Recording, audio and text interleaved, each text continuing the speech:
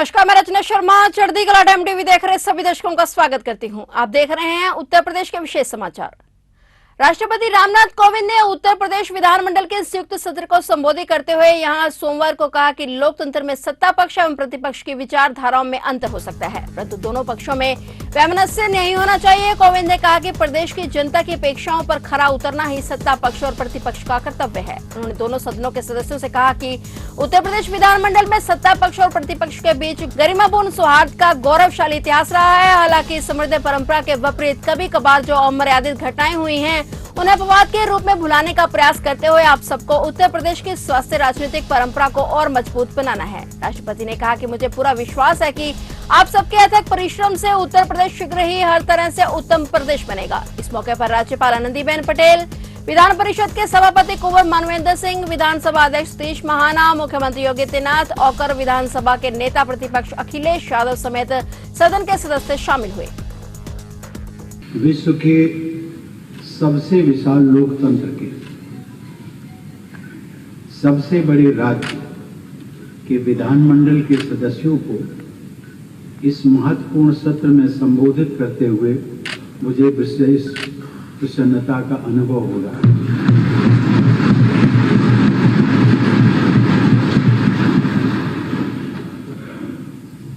यदि हम कल्पना करें,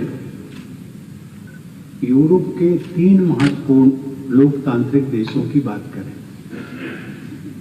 जर्मनी, फ्रांस और यूनाइटेड किंगडम, उन तीनों की जनसंख्या को मिलाकर जितनी उनकी कुल आबादी है उतनी अकेले उत्तर प्रदेश की है। उत्तर प्रदेश की सामाजिक, सांस्कृतिक, आर्थिक व भौगोलिक विविधता यहाँ के लोकतंत्र को और भी समृद्ध और मजबूत बनाती है। उत्तर प्रदेश की 20 करोड़ से अधिक की आबादी अनेकता में एकता की हमारी सांस्कृतिक विशेषता का बहुत अच्छा उदाहरण हमारे सामने प्रस्तुत करती है। इस महत्वपूर्ण राज्य में आप सबका जनप्रतिनिधि के रूप में निर्वाचित होना विशेष महत्व की बात है।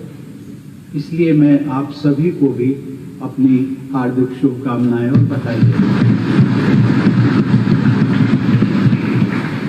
मेरे लिए उत्तर प्रदेश की प्रत्येक यात्रा अपनी जन्मस्थली व आरंभिक जीवन की कर्मस्थली से जुड़ने और अपने प्रियजनों से मिलने का अवसर भी प्रदान करती रही। मेरी इस यात्रा के दौरान 3 जून को प्रधानमंत्री जी ने मेरे गांव परौंक का भ्रमण किया। वहां पर बाबा साहब डॉक्टर अंबेडकर की प्रतिमा को पुष्पांजलि अर्पित की तथा मेरे गांव में उपस्थित लोगों को संबोधित भी किया। यह कार्यक्रम मेरे गांव के इतिहास की अविस्मरणीय घटनाओं के रूप में लोगों की स्मृति में सदैव विद्यमान रहेगा। 4 जून को कानपुर में उत्तर प्रदेश के मर्चेंट्स चैम्बर को संबोधित करते समय मैंने इस राज्य के उद्यमियों में एक नए उत्साह का अनुभव किया। मुझे विश्वास है कि उत्तर प्रदेश को $1 ट्रिलियन की अर्थव्यवस्था बनाने का मुख्यमंत्री योगी जी का लक्ष्य अवश्य सिद्ध होगा।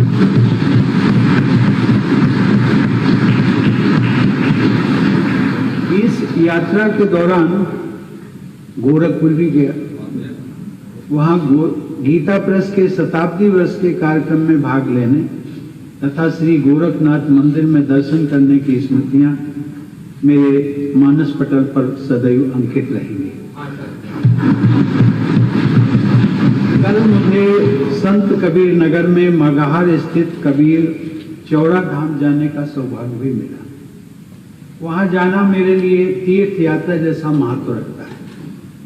संत कबीर अकादमी में भविष्य में होने वाले अध्ययन व शोध कार्य उत्तर प्रदेश की आध्यात्मिक, सामाजिक व शैक्षिक विरासत को और मजबूत बनाएंगे। वाराणसी में बाबा विश्वनाथ के मंदिर में उनका दर्शन करके तथा वहां के नवनिर्मित गलियारे और परिसर के सौंदर्य तथा भव्यता को देखकर मुझे प्रसन्नता हुई।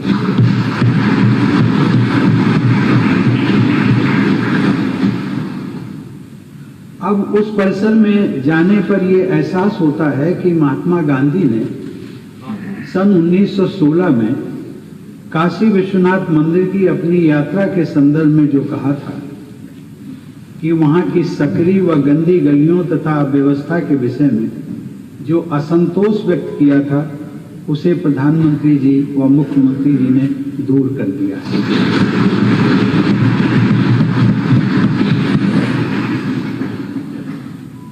देवी और सज्जनों, डॉक्टर बाबा साहब आम्बेडकर कहा करते थे कि भारतीय लोकतंत्र के बीच हमें पश्चिम के देशों से नहीं मिले, बल्कि उनका स्पष्ट उदाहरण भगवान बुद्ध के समय में गठित संघों की कार्यप्रणाली में दिखाई देता है।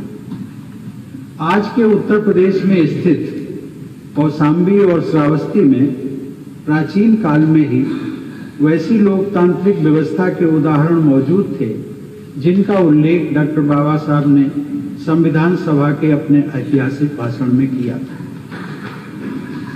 आज आप सभी जनप्रतिनिधिगण उस प्राचीन लोकतांत्रिक विरासत के उत्तराधिकारी हैं। यह आप सबके लिए गौरव की बात है। साथ ही आप सबके ऊपर भगवान बुद्ध और बाबा साहब डॉक्टर आम्बेडकर के आदर्शों को आगे बढ़ाने की जिम्मेदारी भी है। आजादी के अमृत महोत्सव के अवसर पर यूपी विधानमंडल की संयुक्त बैठक के दौरान मुख्यमंत्री योगी आदित्यनाथ ने अपने भाषण में राष्ट्रपति का स्वागत करते हुए यूपी विधानमंडल के दोनों सदनों को संबोधित करने का आग्रह स्वीकार करने के लिए आभार जताया है। मुख्यमंत्री ने कहा कि एक साधारण से परिवार में जन्म लेने के बाद देश के सर्वोच्च पद पर पहुंचना यह भारत के लोकतंत्र के लिए गर्व की बात है। वहीं सीएम योगी से पहले नेता प्रतिपक्ष में सपा अध्यक्ष अखिलेश यादव ने सदन को संबोधित करते हुए राष्ट्रपति का स्वागत किया और उनका आभार जताया। उन्होंने कहा कि हम आजादी का अमृत महोत्सव मना रहे हैं, पर यह भी सच है कि भेदभाव खत्म हुए बिना किसी भी आजादी का कोई मतलब नहीं है। भले ही कोई कितने ही बड़े पद पर पहुंच गया हो, ऐसा नहीं हो सकता कि उसने भेदभाव का सामना न किया हो। मैं उत्तर प्रदेश विधानमंडल के समवेत सदन को संबोधित करने के लिए यहाँ पर पधारे देश के महामहिम राष्ट्रपति जी का समवेत सदन की ओर से और उत्तर प्रदेश की जनता की ओर से हृदय से स्वागत करता हूं, अभिनंदन करता हूं।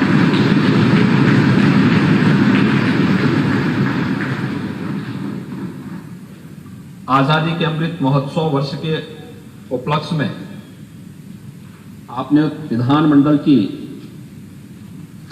संवेद सदन को संबोधित करने के आमंत्रण को सहर्ष स्वीकार किया। इसके लिए आपके प्रति आभार भी व्यक्त करता हूं।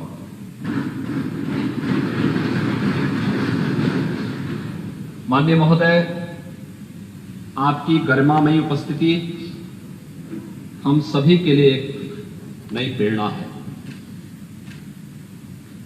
यह हमारे लिए सौभाग्य का विषय है कि इस ऐतिहासिक अवसर पर हमें आपका महत्वपूर्ण संबोधन और मार्गदर्शन प्राप्त होने वाला है। उत्तर प्रदेश वासियों के लिए यह गौरव का विषय है कि महामहिम राष्ट्रपति जी उत्तर प्रदेश के जनपद कानपुर देहात के परोग गांव में जन्मे। एक साधारण परिवार में जन्म लेना, स्कूली शिक्षा और उच्च शिक्षा कानपुर नगर में लेने के पश्चात आपने कानपुर विश्वविद्यालय से कानून की डिग्री भी प्राप्त की। यह भारत के लोकतंत्र की ताकत है। एक सामान्य गांव और एक सामान्य परिवार में जन्म लेने के बाद भारत के सर्वोच्च संवैधानिक पद पर देश के गौरव और गरिमा को बढ़ाना, ये पूरे देश और पूरे उत्तर प्रदेश के लिए गौरव की बात है। वर्ष 1977 से 1979 तक आप दिल्ली उच्च न्यायालय में भारत सरकार के अधिवक्ता रहे। वर्ष 1969 में उच्चतम न्यायालय में एडवोकेट ऑन रिकॉर्ड बने। वर्ष 1980 से 93 तक उच्चतम न्यायालय में भारत सरकार के स्थायी अधिवक्ता के रूप में भी आपने अपनी अमूल्य सेवाएं दी। सन 1994 में उत्तर प्रदेश से देश के उच्च सदन यानी राज्यसभा के सदस्य के रूप में आपका निर्वाचन हुआ। वर्ष 2000 में आप पुनः उत्तर प्रदेश से ही राज्यसभा के लिए निर्वाचित हुए। राज्यसभा की अनेक महत्वपूर्ण समितियों के सदस्य के साथ ही राज्यसभा की हाउस कमेटी के सभापति के रूप में भी आपने अपनी अमूल्य सेवाएं दी। भारतीय शिष्टमंडल के सदस्य के रूप में 22 अक्टूबर 2003 को आपने संयुक्त राष्ट्र आम सभा को भी अपना महत्वपूर्ण संबोधन दिया। 8 अगस्त 2015 को आप बिहार के राज्यपाल के पद पर आसीन हुए। कुलाधिपति के रूप में आपने राज्य विश्वविद्यालयों के कामकाज के अनेक सुधार लागू किए तथा आधुनिक प्रौद्योगिकी का प्रयोग भी प्रारंभ किया। राज्यपाल के रूप में आपकी स्वच्छ छवि, कार्यकुशलता और उल्लेखनीय उपलब्धियों ने राष्ट्रपति पद के लिए प्रबल और सर्वोत्तम विकल्प के रूप में आपको प्रस्तुत किया और आप 2017 में देश के 14वें राष्ट्रपति के रूप में निर्वाचित हुए।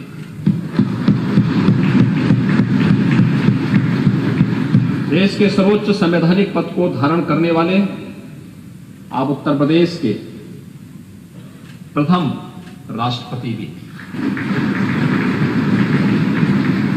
भारत के प्रथम नागरिक के रूप में आपने भारत की ओर से शांति, प्रगति और भाईचारे का संदेश संपूर्ण विश्व को दिया। राष्ट्रपति के रूप में आपको Madagascar, Equatorial Guinea, Eswatini, Croatia, Bolivia और गिनी गणराज्य द्वारा वहां का सर्वोच्च राजकीय सम्मान भी प्रदान किया गया है। पैगंबर मोहम्मद पर एक टीवी डिबेट के दौरान विवादित बयान देने के मामले में भारतीय जनता पार्टी के प्रवक्ता नुपुर शर्मा की प्राथमिक सदस्यता निलंबित कर दी गई है। इस पर हमलावर होते हुए बसपा सुप्रीमो मायावती ने बीजेपी को घेरे में लिया है। मायावती ने सिलसिलेवार 2 ट्वीट किए हैं। मायावती ने ट्वीट कर लिखा कि देश में सभी धर्मों का सम्मान जरूरी है, किसी भी धर्म के लिए आपत्तिजनक भाषा का इस्तेमाल उचित नहीं। इस मामले में बीजेपी को भी अपने लोगों पर सख्ती से शिकंजा कसना चाहिए। केवल उनको सस्पेंड व निकालने से काम नहीं चलेगा, बल्कि उनको सख्त कानूनों के तहत जेल भेजना चाहिए। अगले ट्वीट में मायावती ने लिखा कि इतना ही नहीं बल्कि कानपुर में भी हाल ही में जो हिंसा हुई है उसकी तह तक जाना भी जरूरी है। साथ ही इस हिंसा के विरुद्ध हो रही पुलिस कार्रवाइयों में निर्दोष लोगों को परेशान न किया जाए, बीएसपी की यही मांग है। उत्तर प्रदेश में 2 लोकसभा सीटों पर आगामी 23 जून को उपचुनाव होने वाला है, जिसको लेकर समाजवादी पार्टी ने धर्मेंद्र यादव को चुनाव लड़ाने का फैसला किया है। हालांकि इसके पहले और कई नाम भी कई सामने आ चुके हैं। बता दें कि धर्मेंद्र यादव आज नामांकन करने आजमगढ़ पहुंचे। लोकसभा के उपचुनाव के लिए भाजपा ने फिर से दिनेश लाल यादव पर भरोसा जताया है। वहीं सपा से आजमगढ़ की सीट से प्रत्याशी कौन होगा, इसके बाद बीते दिनों कयास लगाया जा रहा था कि पूर्व राज्यसभा सांसद बलिहारी बाबू के पुत्र सुशील कुमार आनंद तो कभी पूर्व सांसद और वर्तमान विधायक रमाकांत यादव होंगे, लेकिन सपा ने इस बार भी मुलायम परिवार से अपना प्रत्याशी घोषित किया है। बता दें कि आजमगढ़ संसदीय सीट शुरू से ही सपा के हाथ में रही है और मुलायम सिंह यादव और अखिलेश यादव इस सीट से सांसद रह चुके हैं। ऐसे में यह सीट सपा के लिए खास है। सपा इस सीट को किसी भी कीमत पर खोना नहीं चाहती है, जिसके चलते सपा इस सीट को लेकर मंथन में जुटी हुई है कि ऐसा कौन है जो इस सीट पर जीत हासिल कर सकता है।